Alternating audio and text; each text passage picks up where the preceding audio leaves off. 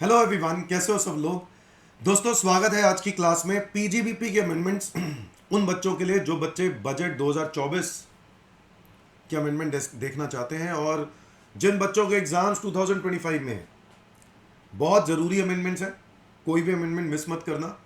ठीक है, आपके एग्जामिनेशन पॉइंट ऑफ व्यू से जो बच्चे मई 2025, जून 2025, सितंबर, दिसंबर, है ना, जिनके भी 2025 में अटेम्प्ट हैं, उन सभी बच्चों के लिए ये अमेंडमेंट्स बहुत बहुत बहुत इंपॉर्टेंट है। आओ दोस्तों, स्टार्ट करते हैं पीजीबीपी के अमेंडमेंट्स। अच्छा, इसका पीडीएफ आपको चाहिए तो मेरे टेलीग्राम चैनल को ज्वाइन करें। मेरे टेलीग्राम चैनल का लिंक आपको मेरी वीडियो के डिस्क्रिप्शन में मिल जाएगा। ठीक है, तो दोस्तों आओ डिस्कस करते हैं क्या क्या अमेंडमेंट्स आई हैं। नंबर 1, बच्चों आपको तो पता है कि अगर आप एक हाउस प्रॉपर्टी को लेट आउट करते हो, है ना, तो वो हाउस प्रॉपर्टी में जाता है। आपको याद होगा जब हम पहले पढ़ा करते थे तो हाउस प्रॉपर्टी को किराए पर देते थे। अगर मेरा ये काम भी है तो बिजनेस में जाता था, पीजीबीपी में, याद है। बट दोस्तों बजट 2024 में इसके अंदर आया चेंज और कहा गया कि अगर हाउस प्रॉपर्टी को हम किराए पर देते हैं और वो मेरा बिजनेस है, मतलब यही मेरा काम है, मेरा काम ही यही है, मैं और कोई काम नहीं करता, 3-4 प्रॉपर्टीज है, 5 प्रॉपर्टीज है, तो गवर्नमेंट ने इस कंफ्यूजन को दूर करके वापस इस पोजीशन को लेके आए कहां पर कि ये हाउस प्रॉपर्टी इनकम मानी जाएगी, पीजीबीपी इनकम नहीं मानी जाएगी। देखो, एक कंफ्यूजन थी। मान लो मेरा प्रॉपर्टी का भी काम है, मैं और भी काम करता हूं, तो कई लोग क्या कहते थे, ये मेरा पीजीबीपी है, खर्चे क्लेम करके प्रॉफिट कम करके टैक्स बचा लेते थे। गवर्नमेंट ने कहा भाई वापस इसको हाउस प्रॉपर्टी, पहले हाउस प्रॉपर्टी हुआ करता था, फिर पीजीबीपी कर दिया, अब दोबारा हाउस प्रॉपर्टी कर दिया। तो गवर्नमेंट कहता है कि अगर कल को हम प्रॉपर्टी किराए पर देते हैं और यही हमारा काम है, ठीक है, तो अब ये पीजीबीपी हेड में टैक्सेबल नहीं होगा, यह हाउस प्रॉपर्टी हेड में टैक्सेबल होगा। क्या ये बात क्लियर है सबको? ठीक है जी, आगे आ जाओ। सेक्शन नंबर 36 में एक अमेंडमेंट है। बच्चों आपको याद होगा employer contribution towards NPS, national pension scheme, section number 80 CCD के अंदर होता है।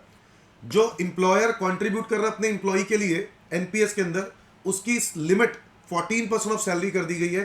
पहले 10% ऑफ सैलरी हुआ करती थी, तो अब क्या कर सकता है एम्प्लॉयर, 14% ऑफ सैलरी तक कंट्रीब्यूट कर सकता है और उसकी वो डिडक्शन क्लेम कर सकता है। क्या मेरी बात समझ में आ गई?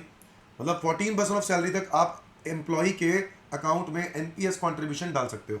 ओके, पहले 10% था, अब ये 14 हो गया। डन। अगली अमेंडमेंट पे आ जाओ। सेक्शन नंबर 40B दोस्तों, रेम्यूनरेशन अलाउबल टू पार्टनर्स। अगर आपको याद हो मैक्सिमम रेम्यूनरेशन कितनी अलाउ होती थी? पहले कहा जाता था पहले 3 लाख पर 90% ऑफ बुक प्रॉफिट या 1.5 lakh, whichever is higher. अब हो गया है पहले 6 लाख रुपए पर, कितना हो गया? पहले 6 लाख रुपए पर 90% ऑफ बुक प्रॉफिट और 3 lakh, whichever is higher, और फिर बैलेंस अमाउंट पर 60% of book profit. Is that clear everyone? तो कहने का मेरा मतलब यहां पर यह है कि जहां पहले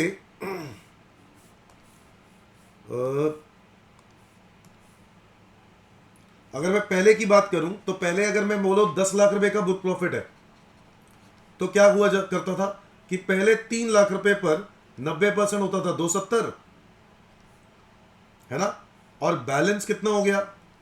7 लाख रुपए पर 60%,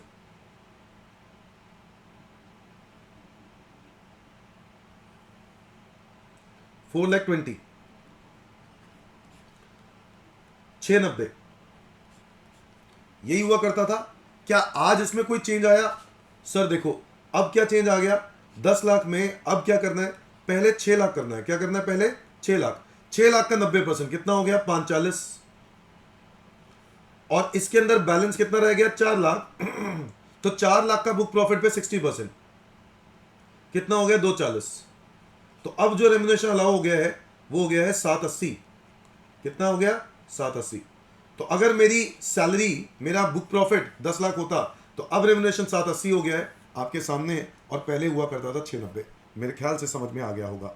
समझ गए बात? लॉस के केस में भी आपको रेम्यूनरेशन कितनी अलाउ हो गई है? 3 लाख रुपए। पहले यहां पे 1.5 लाख होता था, अब यहां 3 लाख हो गया। Done everyone? फोर्थ पॉइंट, जो कि लास्ट पॉइंट है इस अमेंडमेंट का, ध्यान से सुनना। माइक्रो स्मॉल एंटरप्राइज, अगर आप एक माइक्रो या स्मॉल एंटरप्राइज है एमएसएमई एक्ट के अंदर, माइक्रो और स्मॉल एंटरप्राइज, तो ऐसे केस में आपने अगर बियॉन्ड टाइम लिमिट इनको पेमेंट करी, तो गवर्नमेंट कह रहा है हम आपको डिडक्शन उस टाइम पर तो नहीं देंगे, मतलब उस ईयर में नहीं देंगे, टाइम लिमिट क्या है? गवर्नमेंट कहता है कि ज्यादा से ज्यादा एक एमएसएमई को, माइक्रो और स्मॉल एंटरप्राइज को, आप किसी से माल खरीदते हो जो कि माइक्रो एंटरप्राइज है, उससे जो माल खरीदा वो आपको मैक्सिमम कितने दिनों के अंदर पे कर देना चाहिए?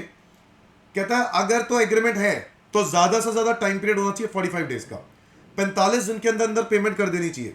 अगर 45 दिन के अंदर अंदर पेमेंट कर दी, अगर 45 दिन के अंदर अंदर पेमेंट कर दी, तो दोस्तों आपको उसी साल में डिडक्शन मिल जाएगी, यानी प्रीवियस ईयर में ही, उसी प्रीवियस ईयर में 45 दिन के अंदर अंदर कर दी।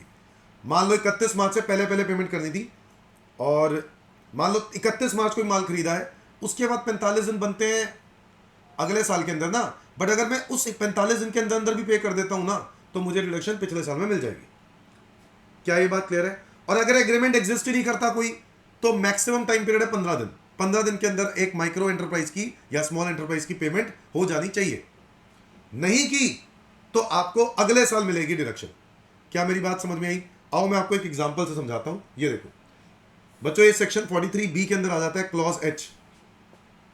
बट आपको याद होगा क्लॉज 43B के अंदर ये भी बोला जाता था कि रिटर्न डेट तक अगर आपने जमा करा दिया तो भी मिल जाएगी।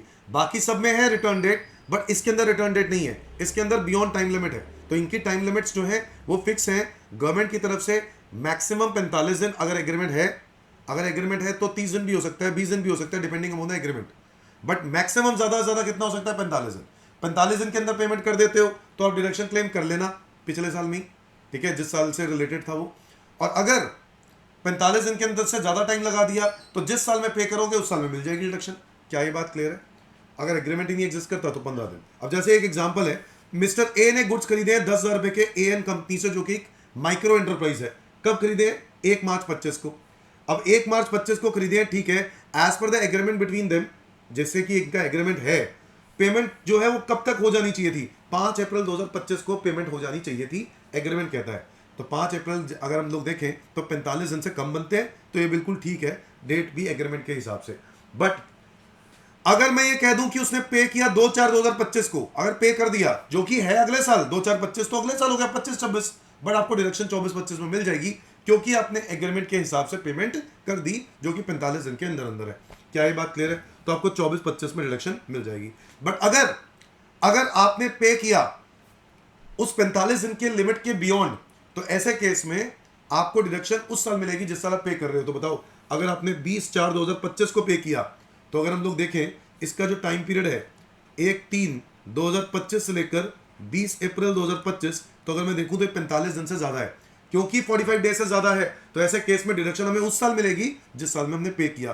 तो सारे बच्चे बताओ, 25-26 में पे किया तो 25-26 में मिलेगी डिडक्शन। क्या ये बात सबको क्लियर है? तो मैं उम्मीद करता हूं ये 4-5 अमेंडमेंट्स है आपको समझ में आ गए होंगे। इसका पीडीएफ चाहिए तो आप मेरे टेलीग्राम चैनल को ज्वाइन करें। Thank you, bye bye.